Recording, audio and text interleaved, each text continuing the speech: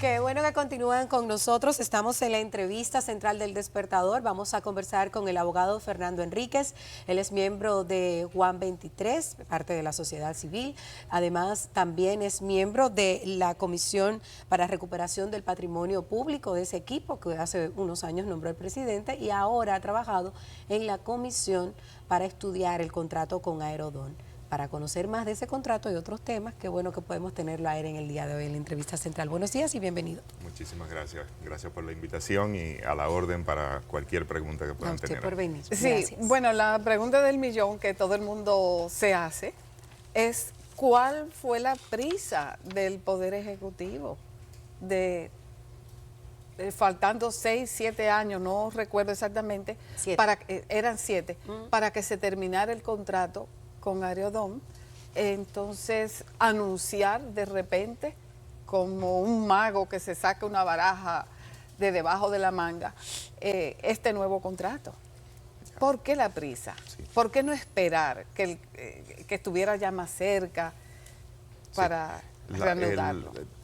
La razón esencial por la cual se empieza a ver la necesidad de estudiar el contrato con Aerodón surge primero de las necesidades por el crecimiento del ingreso y salida de pasajeros y del uso de las instalaciones aeroportuarias. Si uno comienza a ver todas las instalaciones, todos los aeropuertos, sobre todo los privados, han ido haciendo ampliaciones importantes para prepararse para el crecimiento que ha venido por el éxito del repunte, sobre todo de la actividad turística. Cuando se comenzó a analizar las capacidades instaladas de los aeropuertos del Estado concesionados a Aerodón, sobre todo específicamente el aeropuerto de las Américas, que es el que maneja un 80% del tráfico de los aeropuertos públicos manejados por Aerodón, los estudios comenzaron a indicar que podía llegarse a niveles de saturación de las actuales instalaciones de las Américas para finales del año 2027-2028. Entonces, ¿qué sucede? Cuando en el contrato existente no había ninguna obligación de manera clara a que la empresa concesionaria tuviera que hacer las inversiones necesarias para poder prepararse para esa cantidad, ese flujo de pasajeros. Y obviamente, faltando tan poco tiempo de vigencia del contrato, tampoco iba a embarcarse en hacer esas inversiones si no iba a tener un tiempo para poder recuperar las inversiones que eso implicaba.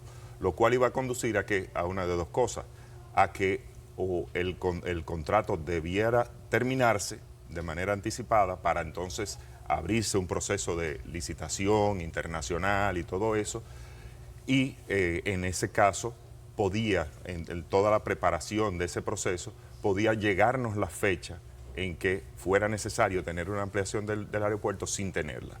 Entonces, llegada esa fecha, lo que íbamos a estar lidiando, el Estado iba a estar lidiando con una crisis en el servicio aeroportuario. Entonces, se toma la decisión de que dentro de las mismas facultades que tenía el contrato objeto de la licitación original, tenía la cláusula 3.1.2, que establecía la renovación, la posibilidad de que el Estado renovara ese contrato por mutuo acuerdo.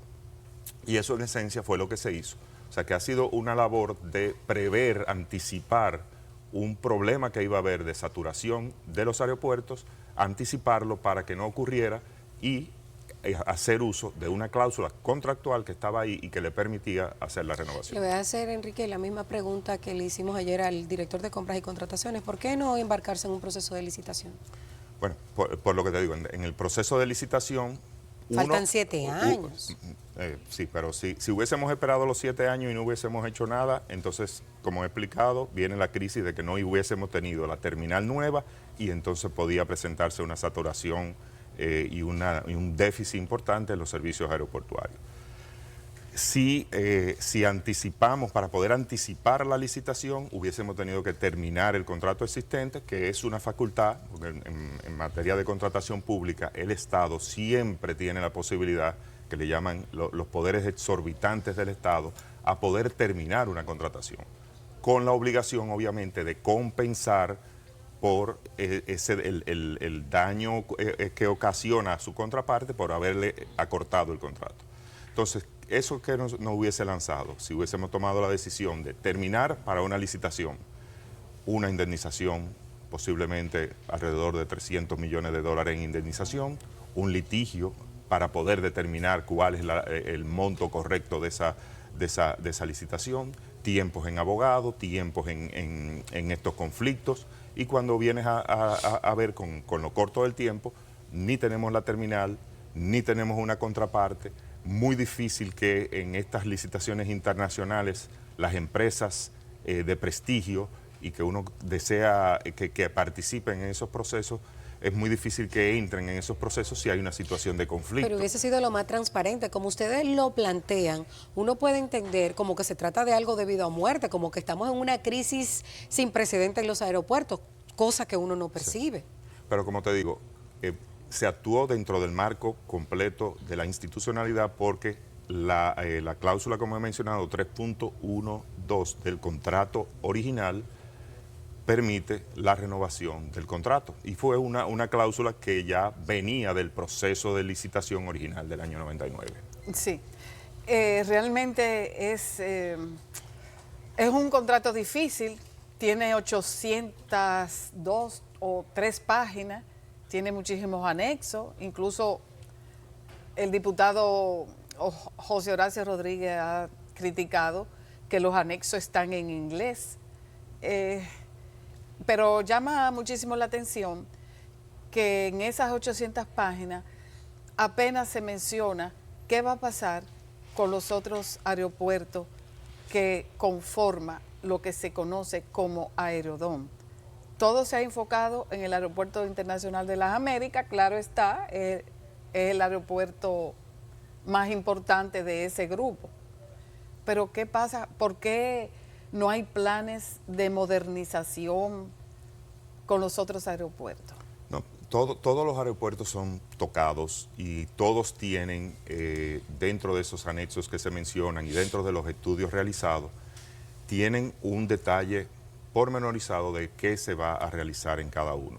Ahora, el estudio que fue contratado por el Estado Dominicano precisamente para evaluar, entre otras cosas, las necesidades de requerimiento de inversión, de capital de cada uno de los aeropuertos, está detallado ahí y reveló qué era lo que había que hacer. Y como menciono, evidentemente, si uno de los 6 aeropuertos es que maneja el 80% de los pasajeros, pues evidentemente ahí es que hay que enfocar la mayor cantidad de recursos. Es un asunto, pero todos los aeropuertos son debidamente detallados, qué se va a hacer en cada uno.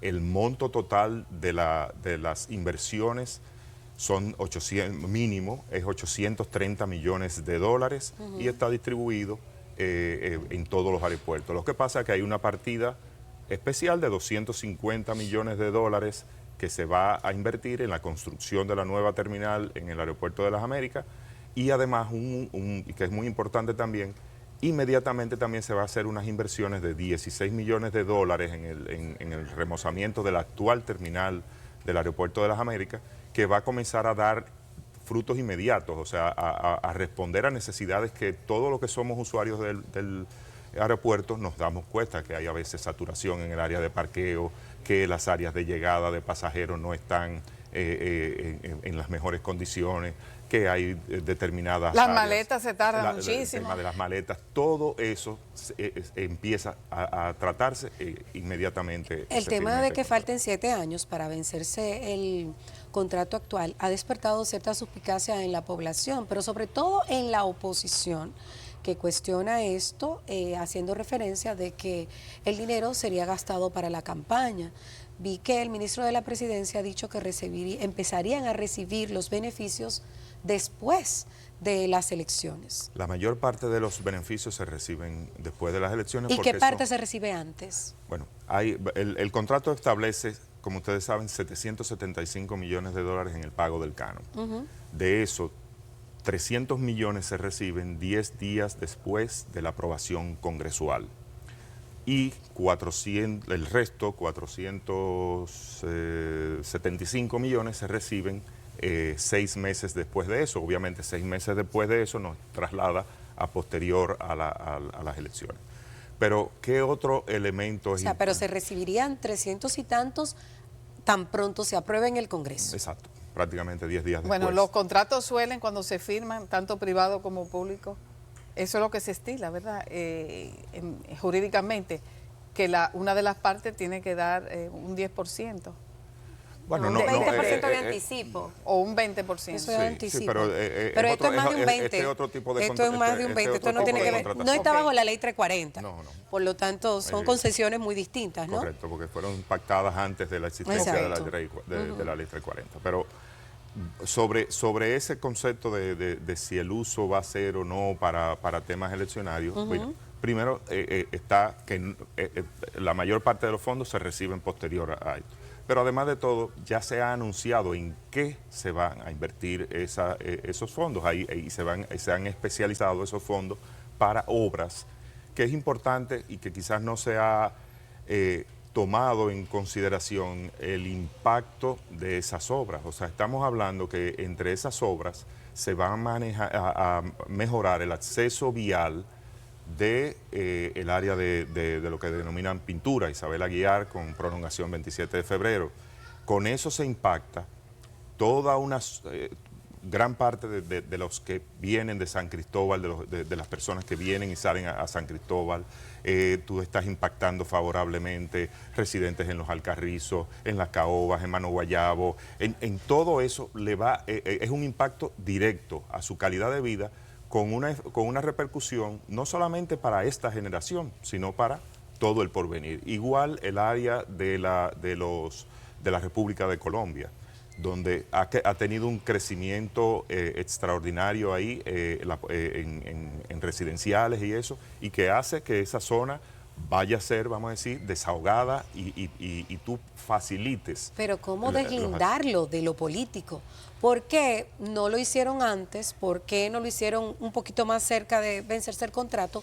¿Por qué ahora, justo cuando se busca la reelección? Bueno, primero, explicarte que el proceso de negociación empezó hace más de 1 año y medio y no se tenía la previsión de que durara tanto. O sea, esto estaba supuesto en las proyecciones que se tenía a que fuera algo que estuviese listo para principios de año. ¿Qué lo retrasó? Bueno, el proceso mismo de las negociaciones, los estudios que se fueron realizando, los requerimientos de que se volvieran a revisar esos estudios. O sea, hay una dinámica que va en el proceso de negociación que no se controla. Fue una negociación dura, una negociación donde de aspectos que, como menciona Ana Mitila, generan un contrato de más de 800 páginas entre todos sus anexos. Son muchas las instituciones que participaron del Estado. O sea, básicamente 7 u 8 instituciones del Estado con sus profesionales, con sus técnicos, participaron ahí. Entonces es un proceso que se le dio una seriedad y que se le dio una rigurosidad importante, y eso obviamente costó hace más tiempo. De un año, usted dice que empezaron. Desde junio del año pasado estamos trabajando incansablemente en ese proceso. Sí, bueno, en la Cámara de Diputados se presentó un informe disidente de parte de la oposición, pero eso no impacta, me pregunto, ¿hasta qué punto un informe disidente de la oposición puede variar o matizar algunos términos? No, yo creo que eso es valioso. O sea, el ejercicio crítico es consustancial al proceso democrático y al equilibrio de los poderes. O sea, yo creo que en forma alguna, como ciudadanos, podemos nosotros ver eso y me imagino que también el gobierno tendrá esa misma perspectiva. No lo ve como algo negativo. Ha sido muy favorable, y evidentemente que si surgieran cuestiones de atención,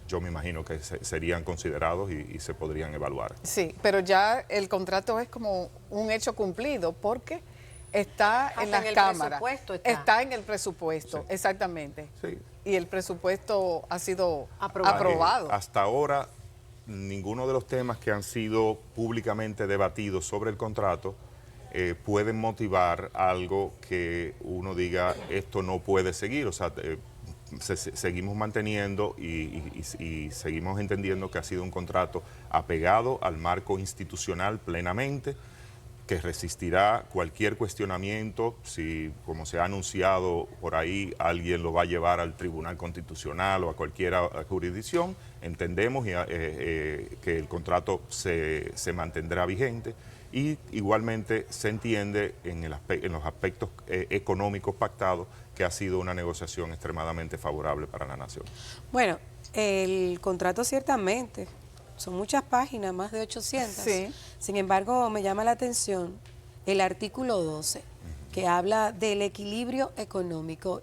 Es largo, no quisiera tener que leerlo, pero básicamente lo que dice es que si le da facilidad a la empresa si no puede cumplir lo pactado con el Estado. O sea, ese equilibrio económico, por lo que yo leo, lo he leído en varias ocasiones, solamente beneficia a Aerodón, no a nosotros. Bueno, es muy bueno entender el concepto de lo que es el equilibrio económico y entender que el equilibrio económico no se inventó en este contrato, no se inventó en República Dominicana, y tiene una razón de ser a nivel mundial de por qué existe el equilibrio económico cuando una empresa privada participa en una actividad pública como concesionaria.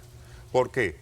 Y yo lo explico muy fácilmente. Si tuviéramos en un ámbito de una actividad privada, un empresario, si se presentan circunstancias extraordinarias que afecten su rentabilidad, tiene la amplia potestad de o subir el precio de su producto, o tiene la potestad de no seguir prestando un servicio que sea deficitario, tiene múltiples cosas, o reduce sus costos o hace aquello, tiene múltiples opciones en el sector privado para poder equilibrar sus finanzas. Sin embargo, cuando hablamos de concesiones públicas, de prestar servicios públicos, tú estás obligado, y cuando eres un privado que te han encargado eso, tú estás obligado a prestar ese servicio público por encima de cualquier circunstancia. Y tú no tienes como empresario la posibilidad de establecer los precios como tú quieras, ni de tomar decisiones como decir, no, ya este servicio público no lo voy a dar. Tú estás obligado. Entonces ahora, como contraprestación a eso, el Estado, obviamente, que es tu aliado, porque hay que entender que en una concesión pública, y por eso incluso hasta ya la denominación se llama ahora alianzas público-privadas, el privado es un aliado del Estado.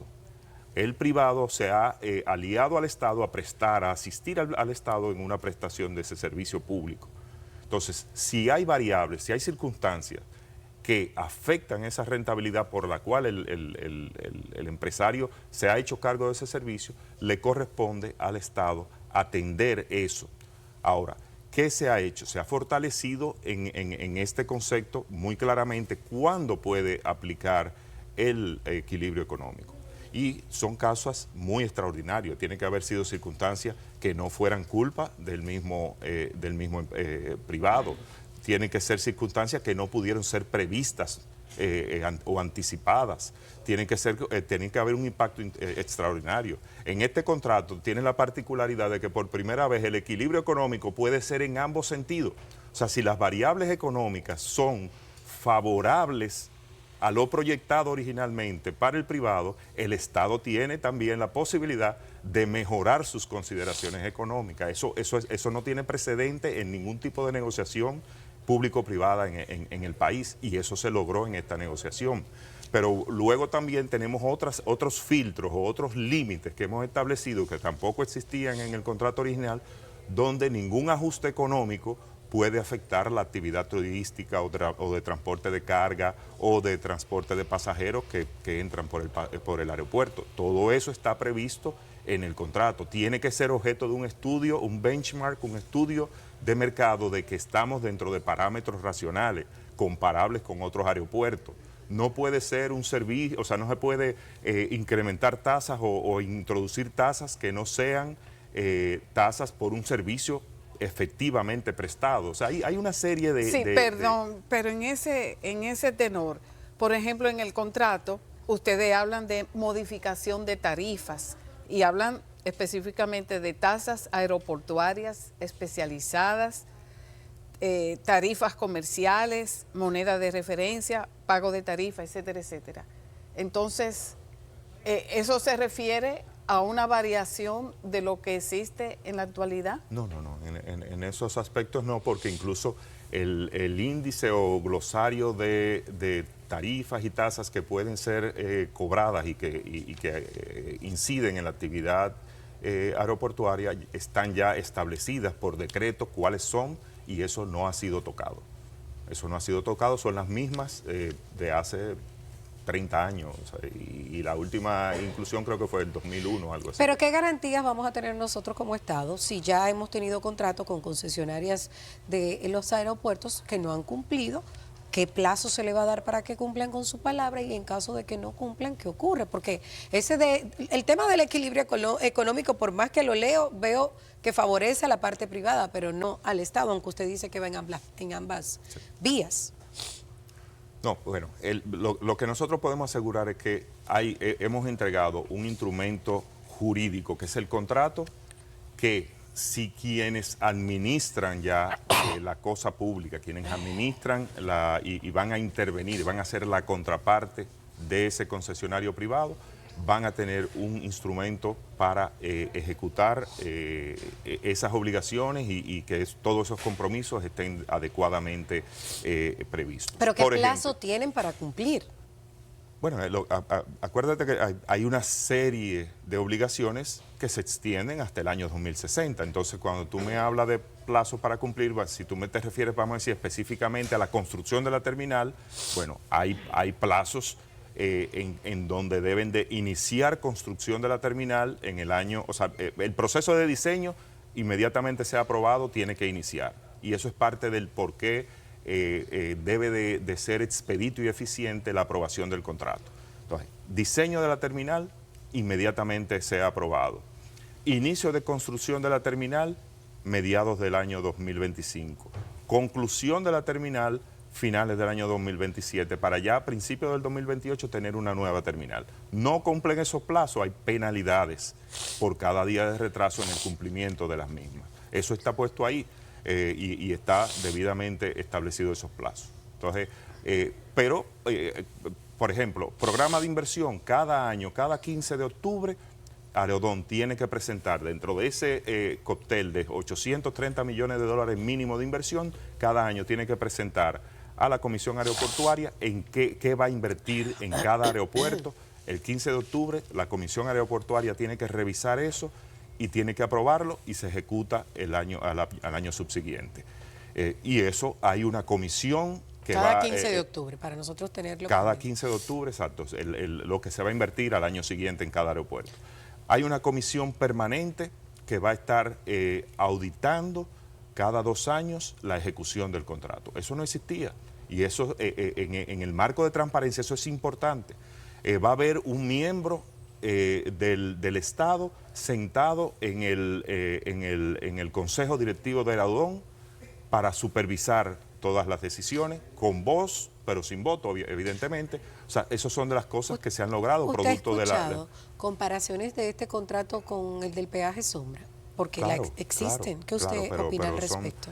son situaciones totalmente distintas, porque sobre todo porque en el contrato de la carretera de la autopista del Nordeste se establecía un mecanismo donde se ajustaba de manera automática si no se llegaba a un número de transeúntes, se ajustaba de manera automática y había que pagar, como hacer un pago por Sí, eso. el gobierno tenía que pagar, pasen o no pasen vehículos. Eso no tiene, o sea, no tiene una comparación en estos contratos, porque como he explicado, en este contrato hay el principio del equilibrio económico, que me faltó decir ahorita, que es un principio de toda contratación pública. Toda contratación pública conlleva una obligación de que debe de respetarse el equilibrio económico en República Dominicana y en todas las partes del mundo.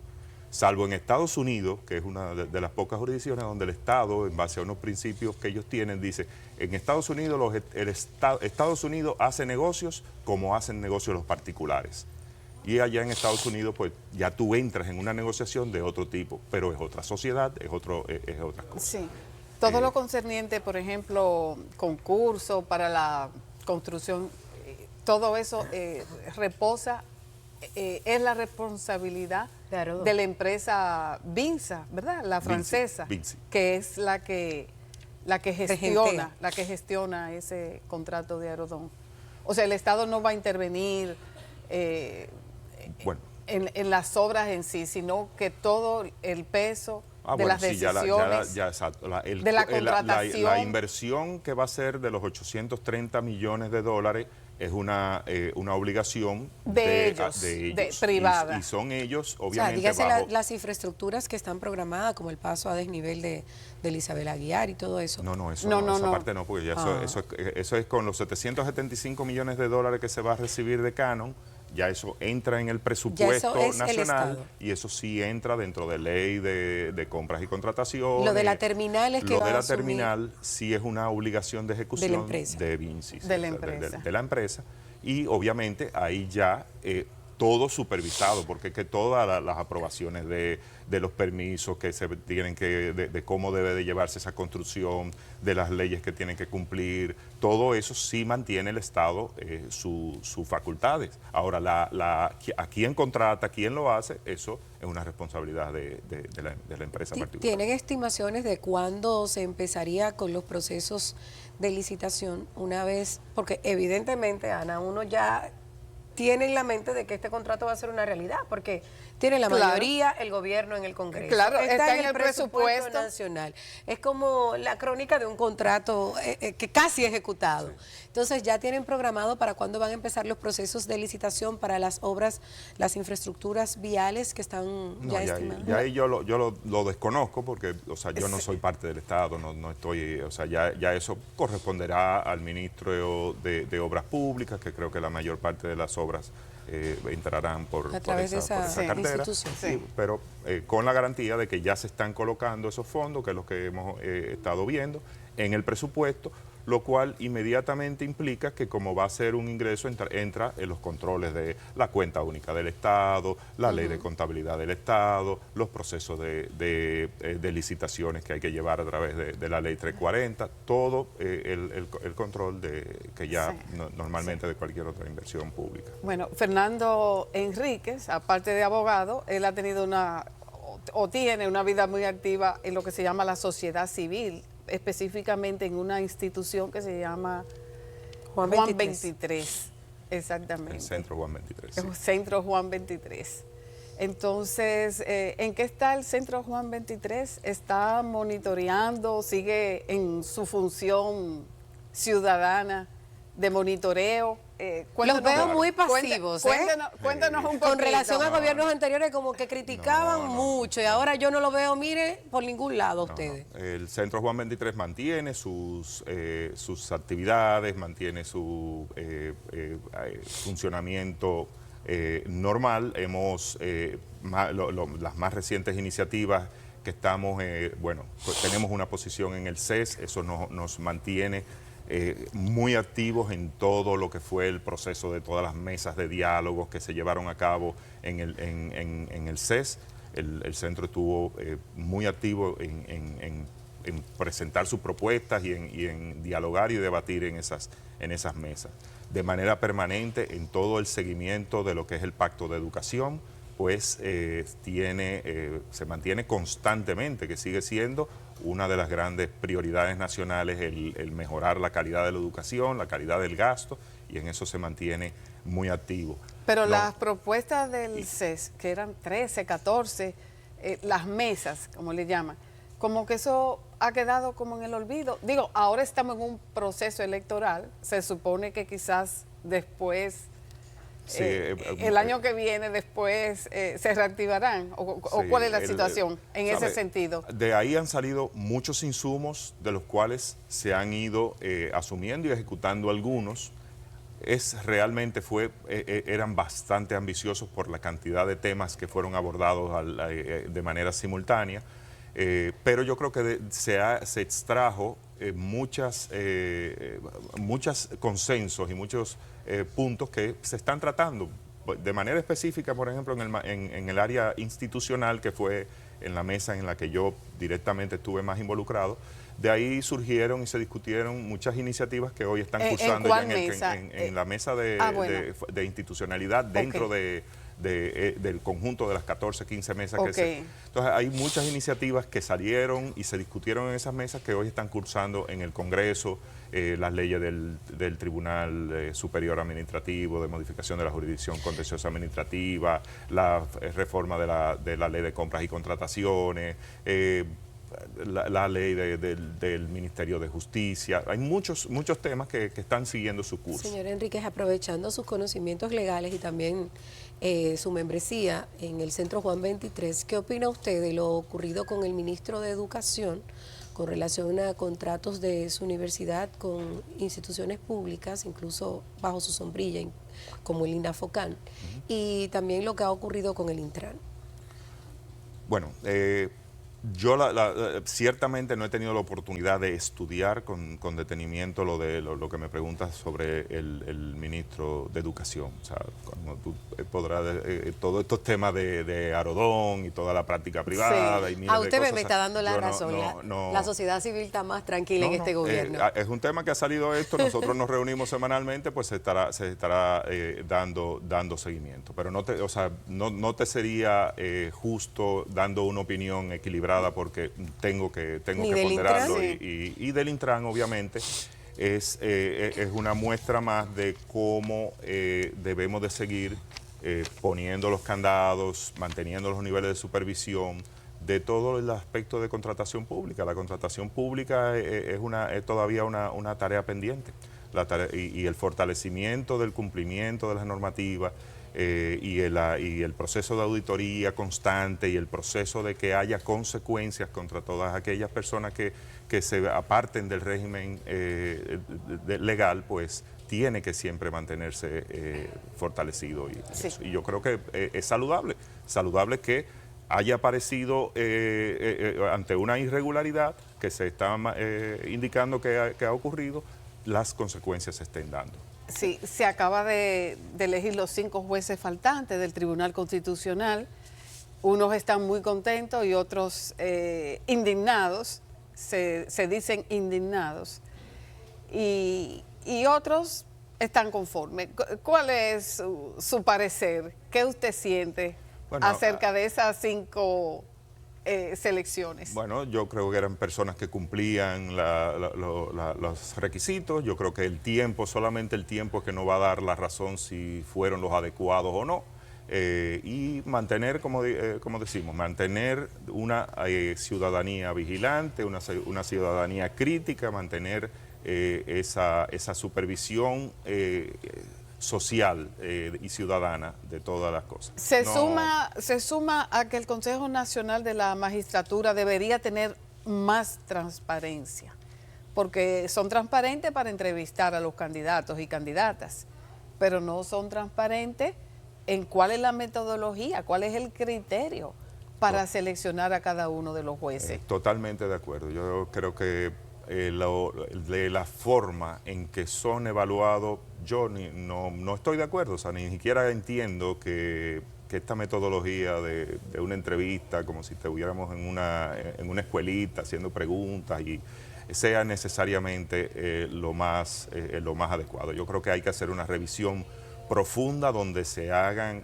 estudios reales de cómo se evalúa la idoneidad de los candidatos que van a cursar en una posición tan delicada y tan difícil. Y ya existen pruebas psicométricas de aptitudes. Sí, no, porque, por ejemplo, ahí está el señor, ahora magistrado, Fides Aristi, y que uno sepa, no tiene estudios especializados, contrario a otros compañeros y contrario a muchos de los que pasaron, que fueron entrevistados, que eran verdaderos portentos estudiosos del tema constitucional.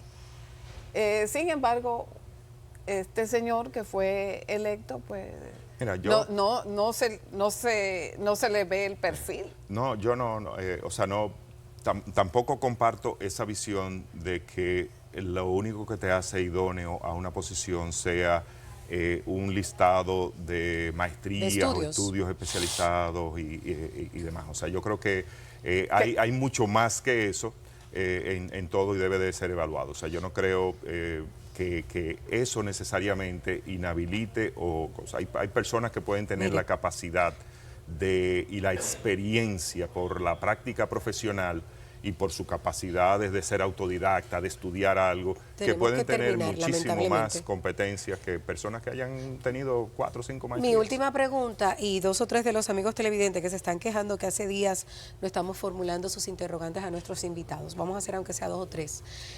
Usted como parte del equipo que trabaja en la recuperación del patrimonio público, ¿nos puede arrojar luz de en qué están esos trabajos? ¿Cuánto han recuperado hasta el momento? Ustedes me están haciendo trampa. A mí me invitaron para hablar de Aerodón. Sí, pero eso no le quita las otras funciones. La verdad, o sea, nosotros en el equipo de recuperación de patrimonio público estamos trabajando de manera permanente, de manera constante, estamos participando. Uno no lo ve a ustedes.